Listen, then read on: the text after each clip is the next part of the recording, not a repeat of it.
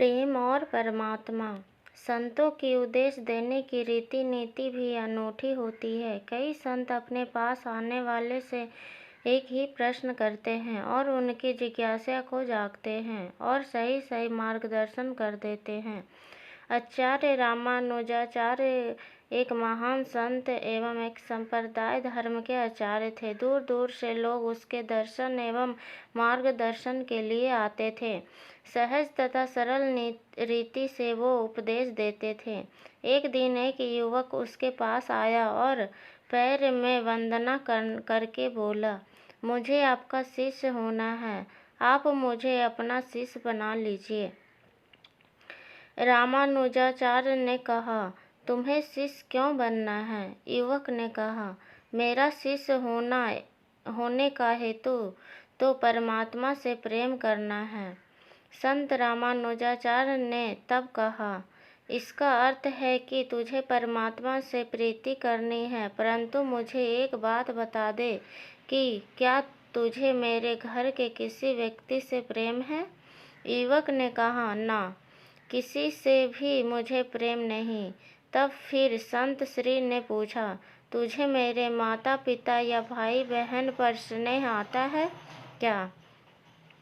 युवक ने नखराते हुए कहा, मुझे किसी पर भी तनिक मात्र भी स्नेह नहीं आता। पूरी दुनिया स्वार्थपरायण है। ये सब मिथ्या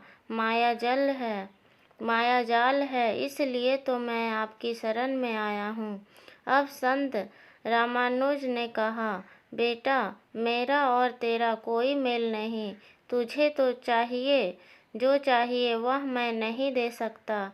युवक यह सुनकर स्तब्ध हो गया। उसने कहा, संसार को मिथ्या मानकर मैंने किसी से प्रीति नहीं की। परमात्मा के लिए मैं इधर उधर भटका।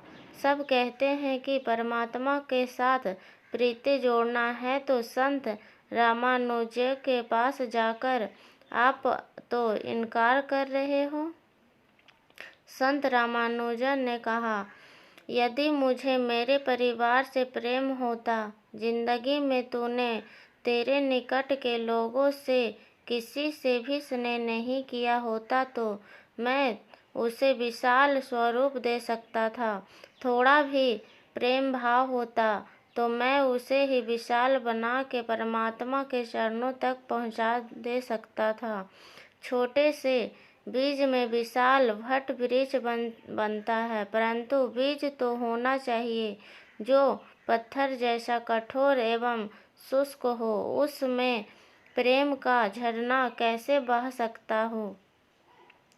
यदि बीज ही नहीं तो वट वृक्ष कहाँ से बना सकता हूँ? तूने किसी से प्रेम नहीं किया ही नहीं, तो तेरे भीतर परमात्मा के प्रति प्रेम की मांग कैसे बहा सकता हूँ? कहानी का सार ये है कि जिसे अपने निकट के भाई बंधुओं से प्रेम भाव नहीं, उसे ईश्वर से प्रेम भाव नहीं हो सकता। हमें अपने आसपास के लोगों और कर्तव्यों से मुंह नहीं मोड़ सकते। यदि हमें आध्यात्मिक कल्याण चाहिए तो अपने धर्मकर्ताओं का भी उत्तम रीति से पालन करना होगा। धन्यवाद। अगर कहानी अच्छी लगी हो तो चैनल को सब्सक्राइब करें और लाइक करें।